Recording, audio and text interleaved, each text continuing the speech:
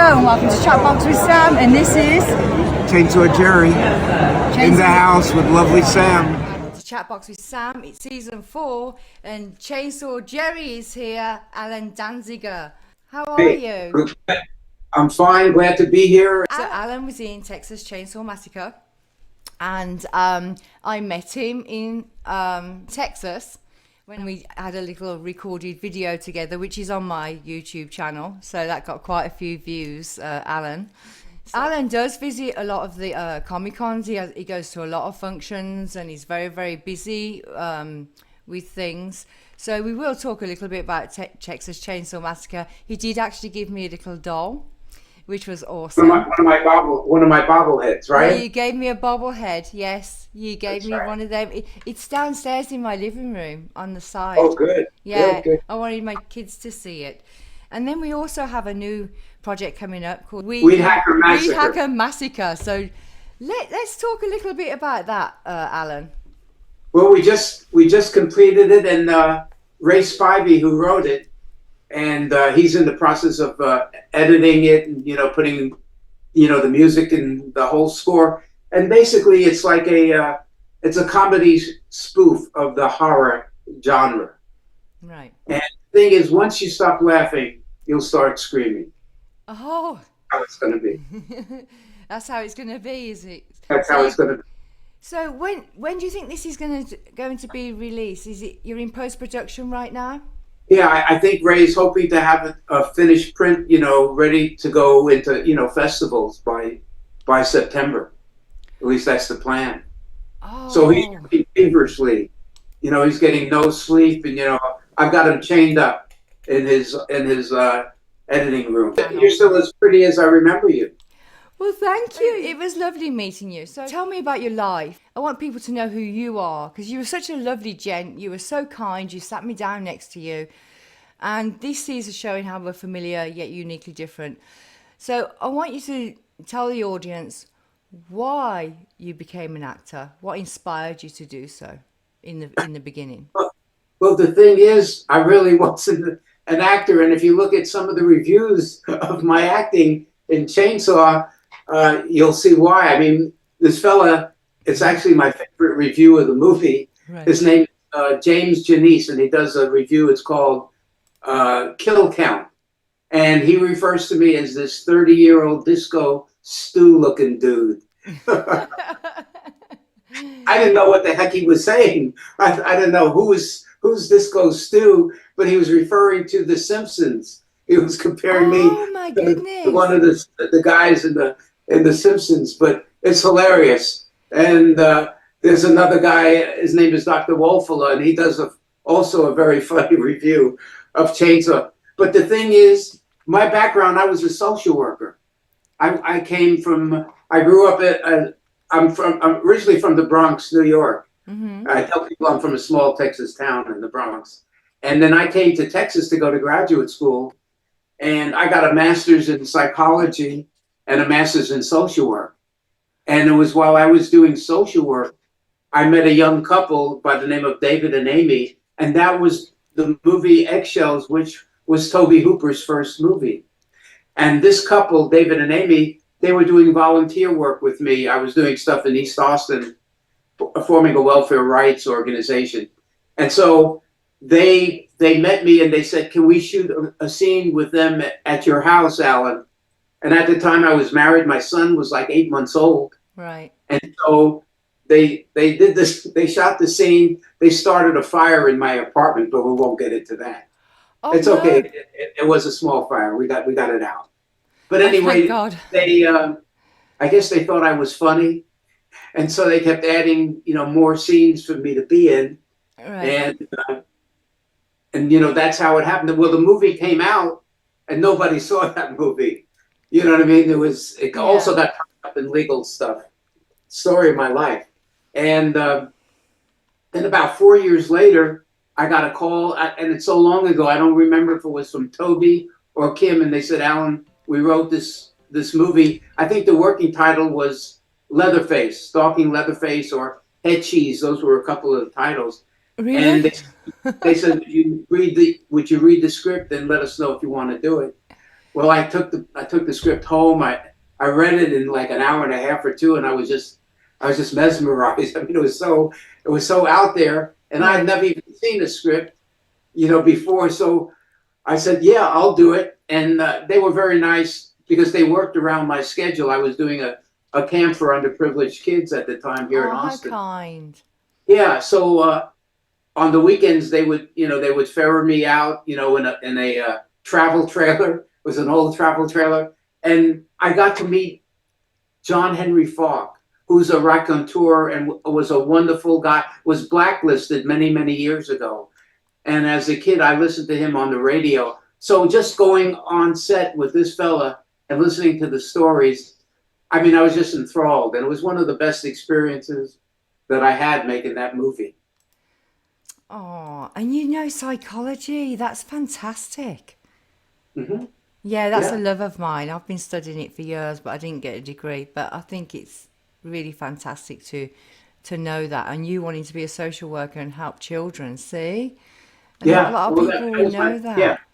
And so I did that for about 10 years, and then I started my own entertainment company, a company Yes. called Three Ring Service. And so we started doing singing telegrams, and I dressed up as a turkey. I was a clarinet playing. Turkey? Yeah. That You know, went back down in well the at Thanksgiving. yeah, back in the 70s, that was to say that's a turkey or you're a turkey, that was a derogatory term. Oh, So oh, was it? I didn't know that. I know what humiliation is all about. But I did that for, gosh, about 30 years, and then I retired from that. And then it's funny because I never really told many people that I was in the Texas Chainsaw Massacre because I worked with kids. I didn't want, the parents To to, scare them. yeah, start picketing me and, causing me undue harm. So, but now it's funny, the movie is just getting more and more popular. And actually, they're flying me up to New York next month. I'll be at the Museum of Modern Art for the 50th celebration of the Texas Chainsaw Chainsaw Massacre. Massacre. Yes, I remember you So telling me that. pretty much, yeah. So pretty much everybody that's still alive and not in diapers or drooling, you know, I think we'll be up there. We'll be, we'll be Oh, you know, when I met Alan, he was lovely, and we had that little video. But you know, your personality and your warmth, I knew you were going to be great. I had to get you on this show, so I don't need to really talk. I've just got you, and you can just tell people who you are. So the diapers, that's going to be great. I should get an emoji and pop a diaper up, shouldn't I, on the screen when I I mean, actually send it I, out. my brother said to me one time, he said, Alan, one day you're going to find yourself and you're going to be very disappointed. You Oh know, dear. there you go. That was my own brother. You know what? You got nothing to be disappointed about, Alan. You're doing amazing. And then this other movie you're bringing out too. I can't wait. Can't you give us a snippet of what it's about a little bit? Just a little bit. The weed whacker, weed We hacker. have, well, it's basically about a young couple, a group of young people. That's how it goes. And they're on their way to a music festival or a festival of some sort. And they end up in this town called Red Eye, Texas. And it turns out it's the weed capital of Texas. And the promoter of the festival absconded with the money. Oh, So, here they're left high and dry in the weed capital of Texas. right. And then murder and mayhem ensue. That comes along with stealing Yeah, drugs, doesn't it? there you Yeah. go. So, be forewarned. But as I say, I think there's a lot of laughs, hopefully, because Yeah. my name is associated with this movie. And so if it's not good, I'm going to have to go into the witness protection program. Do you know anyone in the CIA that can do that for you? I don't. I think it's a limited section, but you could Oh, and you could get immunity. yeah. Oh, and also Samantha, Yeah. one of the fellas that wrote the song. There's a great song in this movie, and his name is Britton Buchanan, and he was a runner-up on The Voice several years ago. He's a young guy Yeah. with a lot of talent, and he's just a terrific individual, and he came down. He's in the movie, as well as Sean Hates, who did a movie that I'm in called Cannibal Comedian, and I did the voiceover for it, and it should be coming out in the next couple of months. So I've got Cannibal Comedian, I got Weedhacker Massacre. Here, as I'm coming to the coda of life, I'm having the best time. Oh, that's awesome. See? Yeah, and when I was at Cinema Wasteland, I also was interviewed for a movie that's also going to be coming out called My Dinner with Leatherface, and it's remembrances of Gunnar Hansen, and so that's turned into a movie. So here I am. I never thought that would happen. I'm a geezer, who would want to talk to me, and now it's all happening. It's all good. It's all happening, Alan. You're here, there, and everywhere. So, and where's the next few Comic-Cons that you're going to be at too, so people can go and find you there? Yeah, well, I'll be in New York for the MoMA tribute. Then I come back and I'll be in San Antonio in August, and then September I think I go to Virginia Beach, and also I'll be in LA for Beyond Fest, which is another 50th anniversary. And then I'll be in New Orleans in October, for Scream Fest. Right. So it's all happening. That's who awesome. would have thought, What month are you going to be in Los Angeles in September? End of September, yeah. And you might want to cut, because that's going to be really huge. Beyond Fest. That's a really a big tribute for us for our 50th. Hey, Alan, can you get me in? Of course, yeah. You let me know. I'll get you in. I'd love to come. Actually, okay. I'll do your PA for you for all free. Right. It's done. Also, and now I've got mugs that say the Weedhacker Massacre. People can go to my website, chainsawjerry.com, and they want to order, pictures or mugs or T-shirts. I have my own beef jerky. Chainsaw Jerry's Killer Beef Jerky. That is awesome. Yeah. And on the blade it says, "We were the meats." I'm evil for laughing. But I've got an Irish sense of humour. It's in my DNA. It's very dry. Right. So you are on Instagram, and you are on Facebook. Because Yes. I've seen you. You're Chainsaw Jerry on Instagram and Facebook. Right. So people And also, can look for you there. and on October the 11th, here in Austin is going to be Texas Chainsaw Massacre Day. October 11th. So I think we're going to be down at City Hall, and the mayor is going to present a proclamation for the movie Texas Chainsaw, because it showed here in October. On October 11th, it premiered in Texas at the was the Village Cinema, which is now the Alamo Drafthouse, which is a franchise. Oh, I think. I've been to a couple of. Yeah, it's a good theatre. I like that one. They've got one in San Francisco as well. Yeah, and one in Los Angeles, I think. Well, that's awesome. So you're on social media, and you've got the new film coming out, and you've got lots of projects to do. Alan, where's your heritage from? Your family? Well, my mom's from Poland, and my dad's from Russia.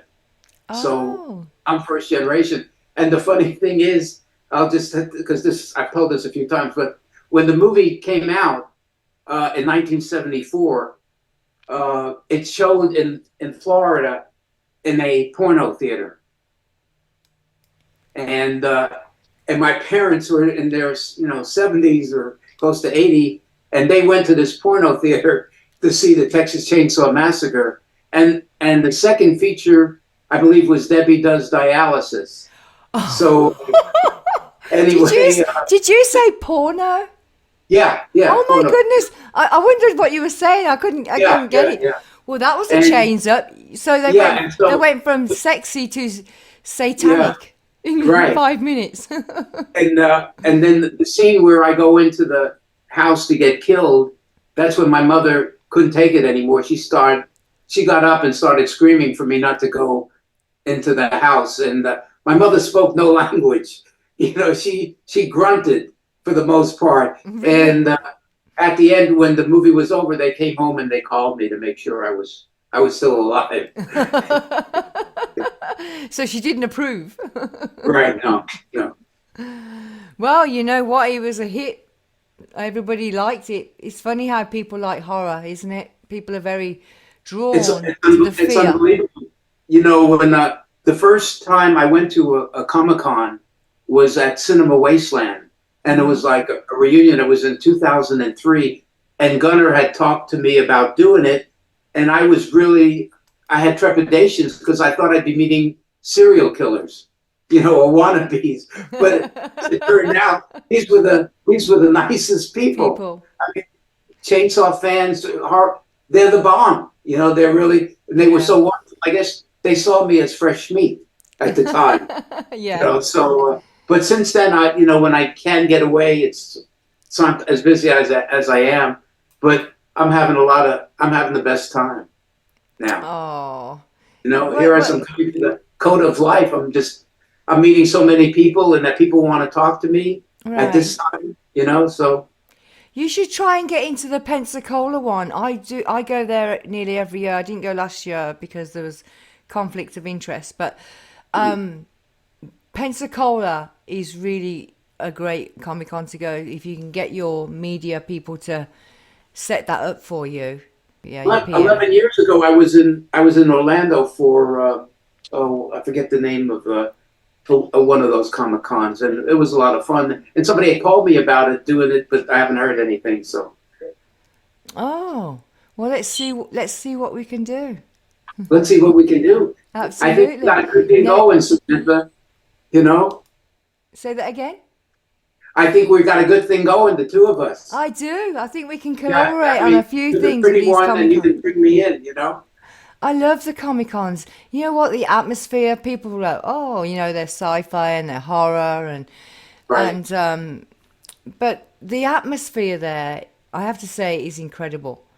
You know, everyone's happy, and that's why I like the Pensacola one, because the atmosphere at the Pensacola one with the people, everyone is dressed up. I noticed in Texas there was not many people dressed up, but in Pensacola, it's rare to find someone that isn't dressed up. They're all into it. They're all having a good time. Huh? What's the name of the Comic-Con? It's Pensacon in Pensacola, Florida. Pensacola. Yeah, no. It's usually in February. So it should be available. If there was a charity, not necessarily donate, but if there was a charity that you could advocate for, Alan, what would that be and why? What I was going to say is, for my 80th birthday, I was at Kingsland, and we raised almost $10,000 for the families in Uvalde, you know, that were massacred, you know, years ago. So I've done that, and now at some of the things that I do, I donate some of the proceeds from photos with. I've got the same van that I drove in the movie, the same model van I found in North Dakota. And I've got it down. I had it, redone and stuff. And I've got Franklin now. I've got my own animatronic Leatherface. So I've got the road show. We're ready to go. That's awesome. Lights, camera, and action. Yeah. You don't have a chainsaw, do you? I have a chainsaw. Yes, I do. Is it working? You name it, I got it. If I don't have it, you don't need it.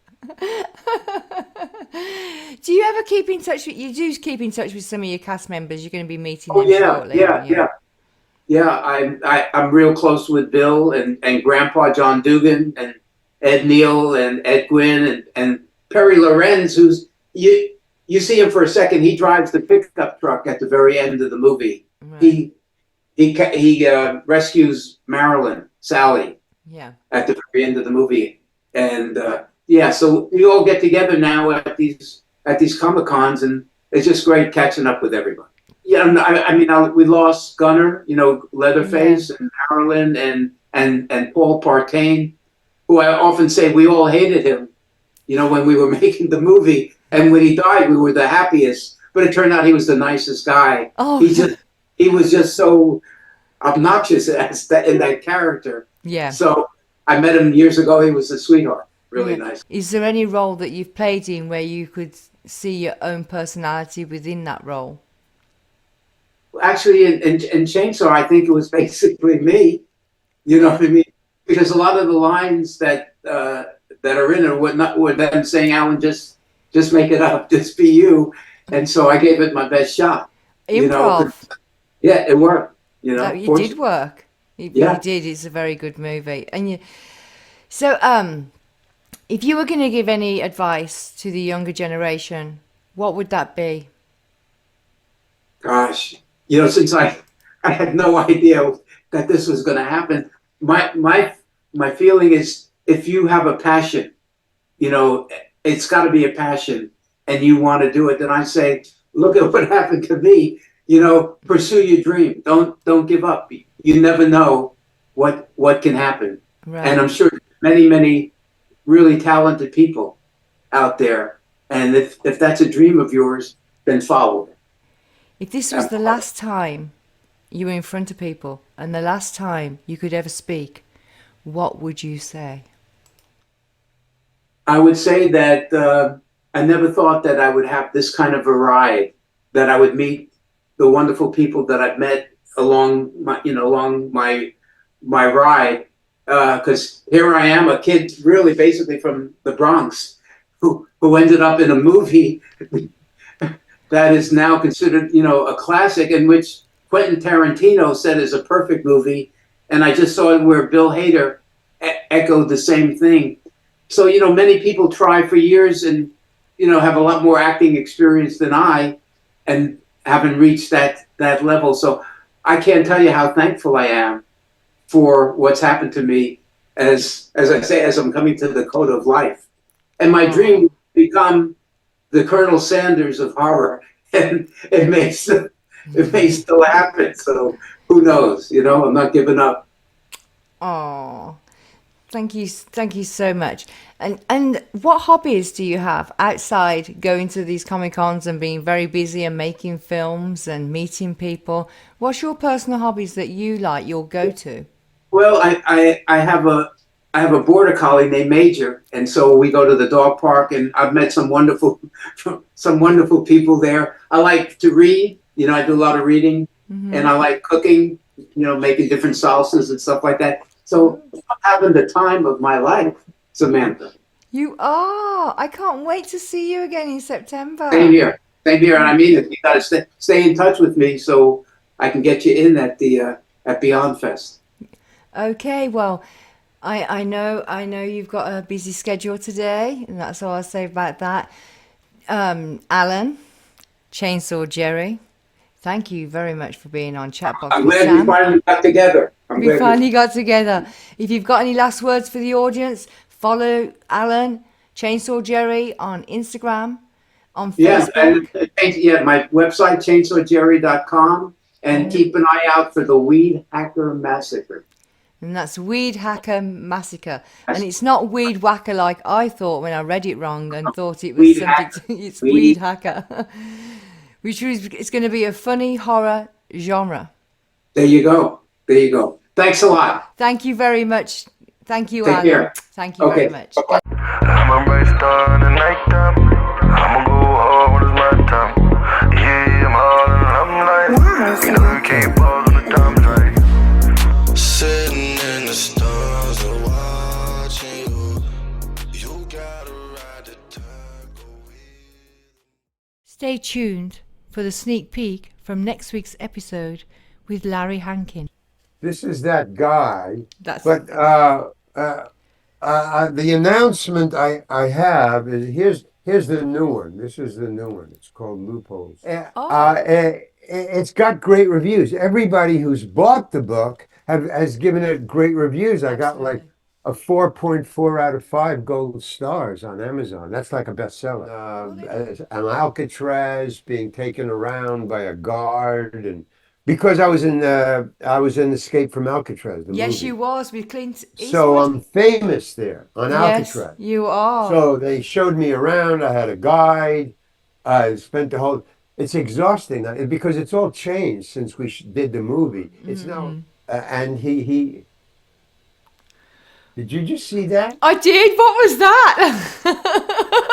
It's someone's birthday. Whose birthday is it? I don't know. I'm a bright star in the nighttime. I'ma go hard when it's my time. Yeah, I'm hard and I'm like, you know you can't pause